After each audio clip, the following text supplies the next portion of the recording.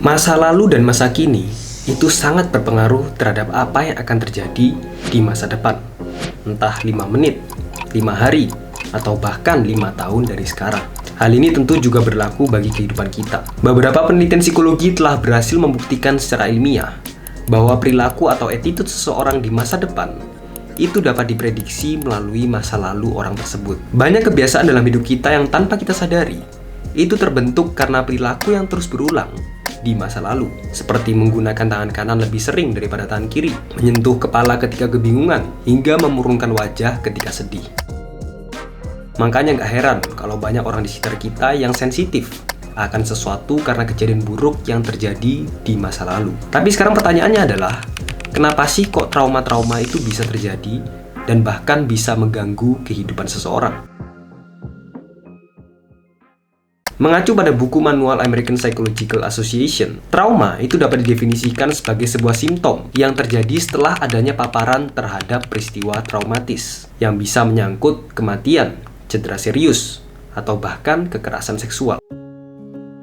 Paparan terhadap peristiwa traumatis itu nggak hanya selalu dirasakan oleh orang yang mengalami kejadian traumatis, tapi bisa juga dirasakan oleh saksi atau orang yang menyaksikan sebuah peristiwa traumatis. Ahli psikiatri dan neuroscience bernama Bessel van der Kolk menjelaskan bahwa ketika dihadapkan dengan peristiwa traumatis, tubuh kita atau otak primitif kita itu sedang berada pada mode fight or flight, dan tubuh kita akan bertindak seolah-olah peristiwa itu masih belum berlalu, meskipun sebenarnya sudah berlalu. Karena pikiran kita masih berpikir bahwa peristiwa itu masih berlangsung, maka tubuh kita akan mengeluarkan hormon-hormon, mengaktifkan syaraf-syaraf, dan tindakan-tindakan lain sebagai pendukung bagi kita untuk menghadapi peristiwa tersebut. Makanya gak heran kalau simptom trauma itu menimbulkan reaksi dari tubuh, mulai dari mimpi, flashback, menghindar dari hal-hal yang terkait peristiwa traumatis, hingga pemikiran dan perasaan yang negatif. Simptom trauma tersebut juga bisa bersifat psikis, seperti kewaspadaan yang berlebih, bahkan juga bisa simptom fisik, seperti pusing dan mual. Dalam jangka panjang, simptom-simptom tersebut tentu akan berdampak dan mengganggu kehidupan seseorang, baik dalam karir ataupun studi, hubungan ataupun kehidupan, dan berbagai lini kehidupan lainnya. Pada tahap yang lebih serius, orang yang mengalami trauma dapat digolongkan sebagai penderita PTSD atau Post Traumatic Stress Disorder, yaitu sebuah kondisi mental di mana seseorang mengalami stres hebat dan simptom trauma yang terus berkepanjangan.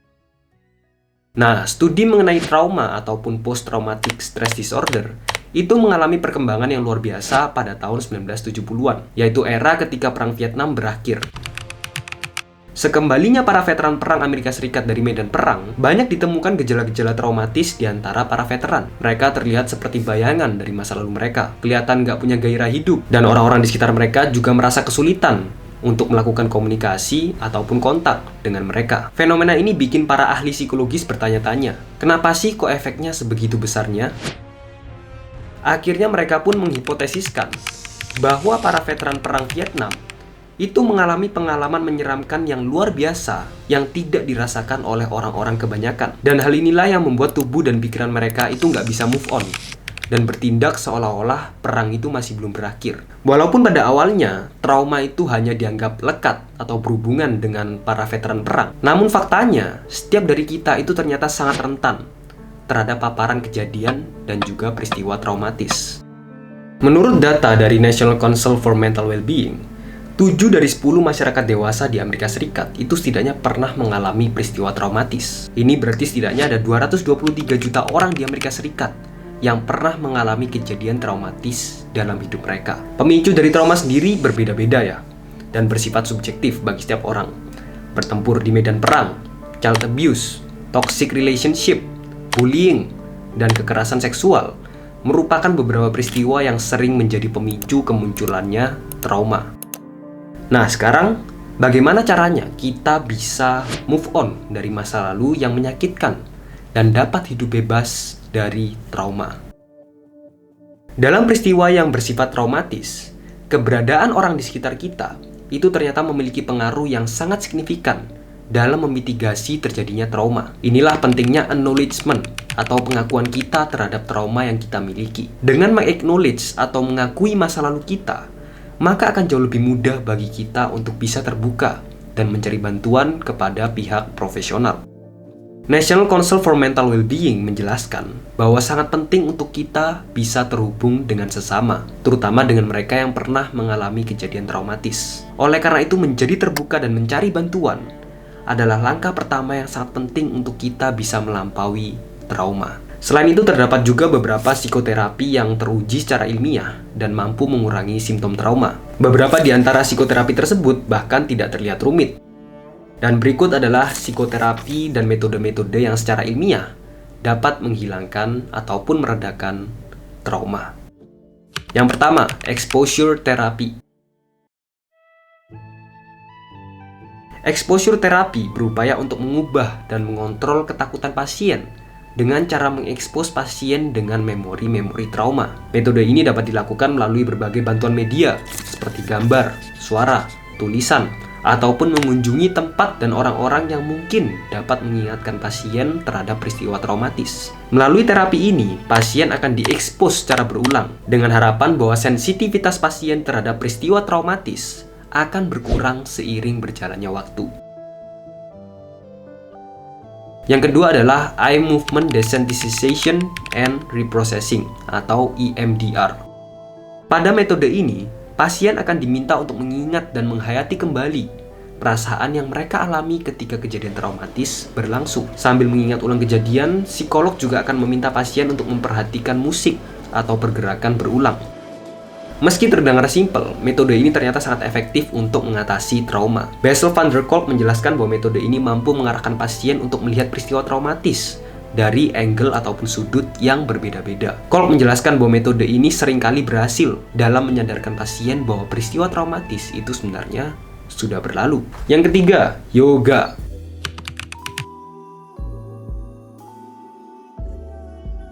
Secara neuroscience, trauma itu mengganggu koneksi neural yang bertugas untuk memberikan reaksi terhadap pengalaman dan juga emosi. Kondisi ini tuh membuat pengalaman trauma yang kita miliki itu masih tersimpan dalam tubuh dan akhirnya pun terekspresikan dalam bentuk fisik maupun psikologis, seperti sakit kepala, nyeri otot, cemas, depresi, dan sebagainya. Oleh karena itu, banyak dari ahli berargumen bahwa penyembuhan dapat dilakukan secara efektif dengan melakukan aktivitas yang menekankan koneksi pikiran dan juga tubuh.